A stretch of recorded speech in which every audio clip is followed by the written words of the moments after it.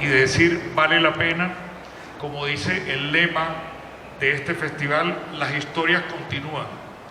Sin embargo, no podemos ignorar que esta celebración del buen periodismo también tiene que reconocer que se da en medio de una situación en la cual hay múltiples crisis afectando el periodismo, tanto en el plano político como en el plano de la sostenibilidad económica y empresarial, pero sobre todo en el plano de la relación con la ciudadanía o con las audiencias, con los públicos, como quieran ustedes llamarlos.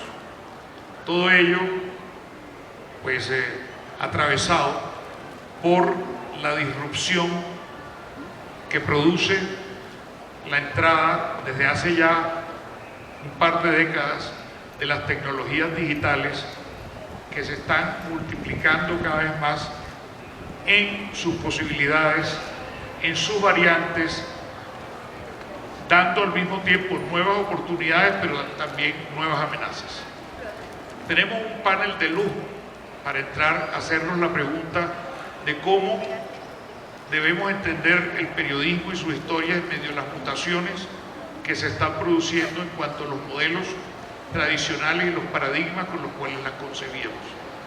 Ese panel lo integran dos periodistas, mujeres formidables: Soledad Gallego, la directora del País de España; Carmen Aristegui, ganadora con su equipo del Premio Gabo hace unos años, que viene de México; y Pedro Doria, que ha venido de Brasil, que además fue jurado de nuestro premio, y con ellos vamos a abordar entonces las preguntas que tenemos que hacernos. Y la primera pregunta es, suena de perogrullo, pero creo que vale la pena hacérsela porque en los tres, tanto en Brasil como en México, como en España, como en Colombia, el periodismo ha estado afectado en los últimos años por cambios y por situaciones de crisis. Y debemos preguntarnos cómo salir adelante de esas crisis. Yo quisiera preguntarle entonces a Carmen cuáles son las características fundamentales, digamos, de los retos que el periodismo mexicano está atravesando en este momento, y sobre todo de qué manera. Yo casi que hago estas preguntas no para que sigamos reciclando ni las quejas, ni las lamentaciones, ni las tristezas, sino preguntarnos cuáles son los caminos de superación.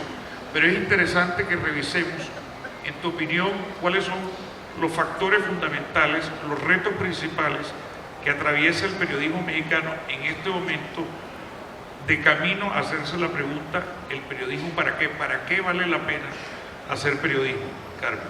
Jaime, gracias por la invitación, a todas y a todos, gracias por estar aquí, y bueno, feliz de estar en este panel magnífico, y bueno, convocados con esta pregunta tan fácil y tan difícil.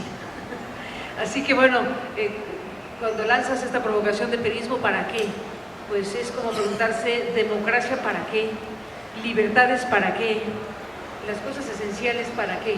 Bueno, pues vale la pena reflexionar sobre eso, porque son los elementos fundamentales que dan sentido, que dan camino a una sociedad, en este caso a una aspiración democrática, y el periodismo pues es una herramienta esencial, una herramienta insustituible para una sociedad que requiere, necesita estar informada. Una sociedad no puede ser tal si no lleva el componente de la información. Una sociedad, para que sea, un ciudadano, para que sea tal cosa, tiene que tener información, tiene que conocer los asuntos que son relevantes para su entorno y para sí mismo. Así que plantearse periodismo ¿para qué? Casi, déjame llegar al extremo, es decir, respirar ¿para qué? Como ¿para qué andamos respirando últimamente?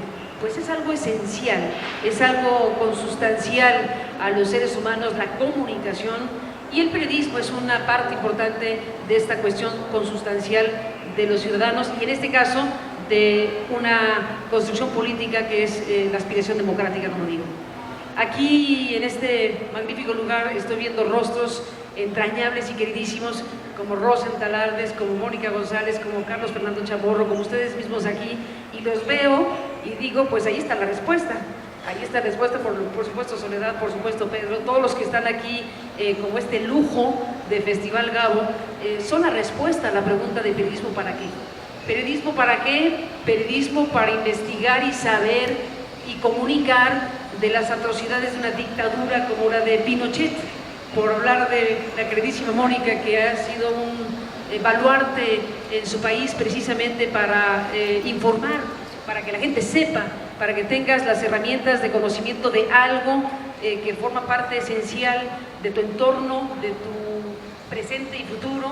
Y bueno, pues veo estos rostros y tengo ahí la respuesta. Hace rato Soledad y yo tuvimos el gustazo de estar con Rosen Talardes, este gran periodista, que nos contaba, por ejemplo, de Brasil en este momento. ¿Periodismo para qué? Pues para hablar de Bolsonaro, para informar del tipo de cosas que no pueden ser toleradas en una sociedad con gobernantes que puedan tener tal o cual giro. Desde luego volteo a ver aquí a la derecha mía a Carlos Fernando Chamorro, este gran periodista nicaragüense que ha dado su vida entera por el periodismo, él y su familia, es una estirpe, la familia Chamorro, como sabemos. Y bueno, ¿periodismo para qué? Para hacer cosas como las que Chamorro y muchos nicaragüenses han hecho históricamente en todas estas tremendas etapas de la vida de Nicaragua, y hoy mismo el propio Carlos Fernando y otros tantos sufriendo en carne propia lo que significa ejercer la libertad. Carmen, así que estamos y en este momento en México, ¿cuál es el foco de las prioridades de para qué es el periodismo mexicano? El periodismo mexicano tiene el desafío monumental de tratar de entender y en consecuencia informar el momento que vivimos. Estamos frente a un cambio de gobierno que está ni siquiera con un año de existencia, con un presidente que tardó 30 años en llegar a la presidencia. Hay una esperanza enorme y también una dosis importante de inquietud y de interrogantes. Si una figura como la de Andrés Manuel López Obrador, que llega a la presidencia con una gran fuerza, con una gran legitimidad, tendrá los elementos, las herramientas suficientes para construir un gobierno que esté a la altura de la promesa, a la altura de la expectativa. Un gobierno que está empezando y que genera, bueno, luces y sombras como cualquier gobierno, pero el propio presidente López Obrador y su gobierno, que ha planteado una cuarta transformación y ha colocado su reto de gobierno a la altura de la revolución o de la independencia, porque la 4T, como le llamamos para hacerlo más rápido en México, es una promesa que sería de cumplirse tan grande como una revolución pacífica. De ese tamaño es el asunto. Entonces, el periodismo hoy en México tiene el gran desafío de entender precisamente este fenómeno político-social y de ir narrando paso a paso sus vicisitudes. Un periódico español emblemático para el periodismo en lengua española, toda una experiencia realmente de décadas. Venimos de una época en la que el periodismo era el que se encargaba de informar y de explicar, pero hoy en día nos compiten desde todos lados, nos compiten desde el lado de los expertos y nos compiten también desde el lado de los creadores de mentiras. En todo caso, estamos en un escenario comunicacional donde el ruido es enorme.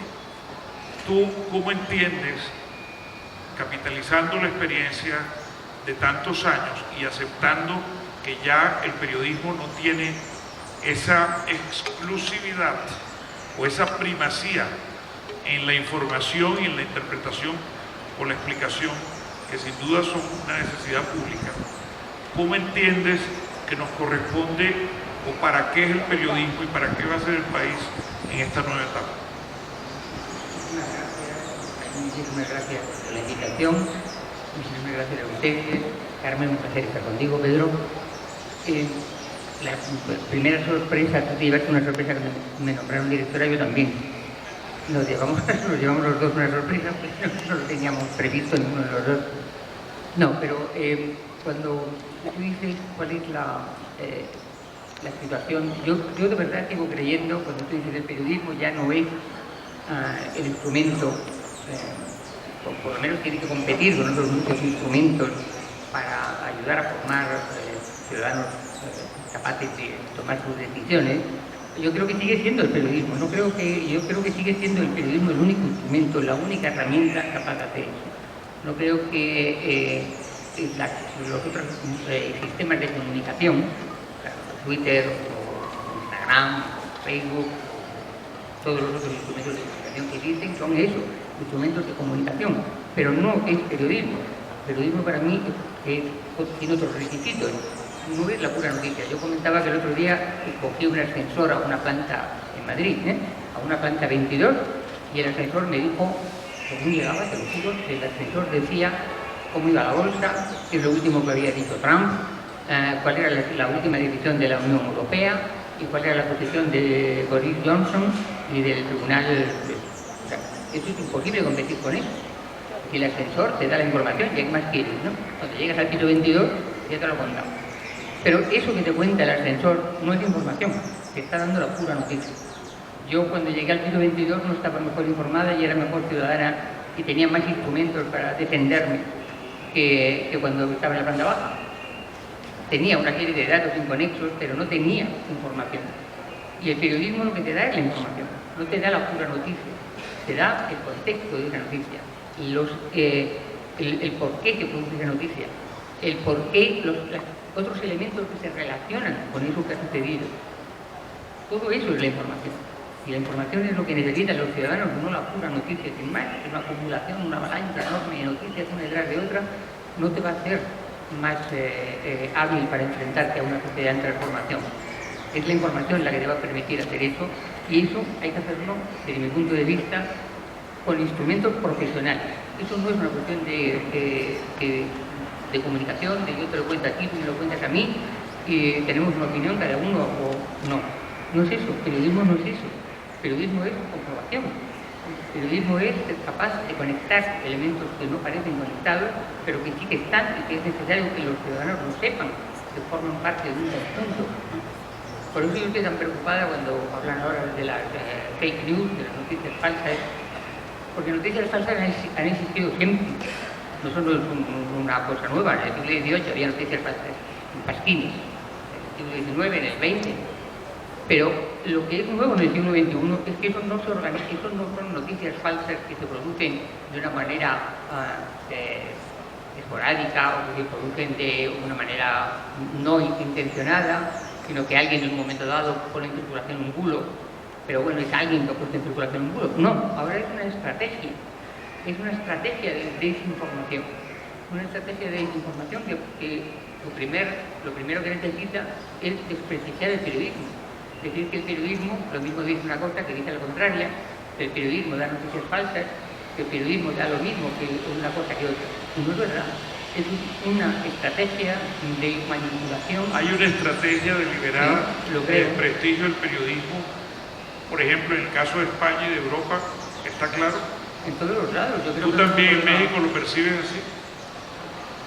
Sí, yo no creo que sea un problema específico de España o de México o de es global. Brasil, no, ni tan siquiera que sea un problema del Reino Unido o de Alemania. ¿Quién podría estar detrás de esa estrategia? ¿O quiénes? Es decir, No, yo no sé, ¿qué clase de fuerza? Yo no soy de la teoría conspirativa del Estado, yo no creo Okay. en conspiraciones de gente que se reúne en una mesa y decide hacer semejante cosa. Yo lo que creo es que hay una coincidencia de mecanismos que ven una serie de gente que ve que esos mecanismos son útiles, que son prácticos, que son eficaces para lo que ellos buscan, y los utilizan. Y los utilizan, cada uno por su cuenta, pues van utilizando porque les van aprendiendo unos de los otros, ¿saben? Seguramente Bolsonaro ha aprendido de Trump, seguramente ha sabido cómo se hacían mejores cosas, seguramente Boris Johnson también ha atendido a lo que estaba haciendo Orbán en Hungría, ¿no? No, o sea, no es que se hayan reunido ellos un día y hayan decidido hacer nada, ¿no? Podríamos decir, una hipótesis es el poder político, o quienes buscan el poder político y conseguirlo o sostenerlo, son algunos de los que están detrás de la Sí, intención pero de ya te digo, legitimar. no como una conspiración, yo no lo veo como una conspiración, yo lo que veo es que hay una serie de incertidumbres internacionales, problemas de comercio, problemas de... Está claro que hay una etapa de gran incertidumbre internacional, y dentro de esa gran incertidumbre internacional, que es mucho más fuerte de lo que era hace a lo mejor 20 años, ¿no? Hay muchísimos más elementos de incertidumbre, de inquietud, y frente a esos elementos de incertidumbre y de inquietud que además han sido provocados por una crisis económica brutal, porque se nos ha olvidado, pero la crisis de 2008 fue brutal y afectó muchísimo más. Crisis económica terrible, porque también por algo como casi 20 años el periodismo en Brasil está siendo bombardeado como en una guerra por políticos que dicen que la intención de los periodistas es un nuevo golpe de Estado, y esto por la izquierda y por la derecha, no necesariamente de gente radical, pero una de las características de políticos en el siglo XXI, y no solamente en Brasil, es que esta estrategia de bombardear la credibilidad del periodismo es un trazo fundamental de la política hoy. Un verdadero asunto para las democracias totalmente. Creo que lo explicó muy bien Pedro en el caso Bolsonaro cuando dice votaron por diferentes Bolsonaros y que un candidato de donde sea le diga a un público una cosa y a otro público otra cosa, pues es normal, es propio de las campañas. Tú vas a un cierto circuito con los empresarios y dices lo que quieres que oigan los empresarios y ellos oyen lo que quieren de ti. Vas a una comunidad indígena y das otro mensaje, eso me parece normal. Lo que me parece aterrador es precisamente lo que Cambridge Analytica nos dejó al descubierto. Si hay algo grave para el periodismo, para la sociedad, para las democracias, es este siniestro modo de utilizar la información que es nuestra, nuestras pulsiones, nuestros miedos, nuestros temores, nuestros gustos, saben todo de nosotros. La manera en que se ha apropiado el mundo de las grandes corporaciones tecnológicas de esa información es enorme. Y no solamente se han apropiado y se siguen apropiando permanentemente de toda la información de la humanidad, sino aquí el gran asunto es la utilización de esa información. Se trascendió con el escándalo Cambridge Analytica a lo que entre comillas estaba medio asimilado, que tú buscas en Google unos pantalones azules, no sé qué, pues a la siguiente búsqueda ya te aparecen todos los pantalones azules para que compres y veas y ya saben que estás buscando eso. Es una herramienta mercadológica, a veces uno diría pues muy útil porque efectivamente estaba buscando los pantalones azules y entonces mercadológicamente es muy útil, y a la persona puede no disgustarle del todo porque hay una suerte de servicio ante una necesidad de consumo X. El tema trasciende y con mucho a esa primera fase de la utilización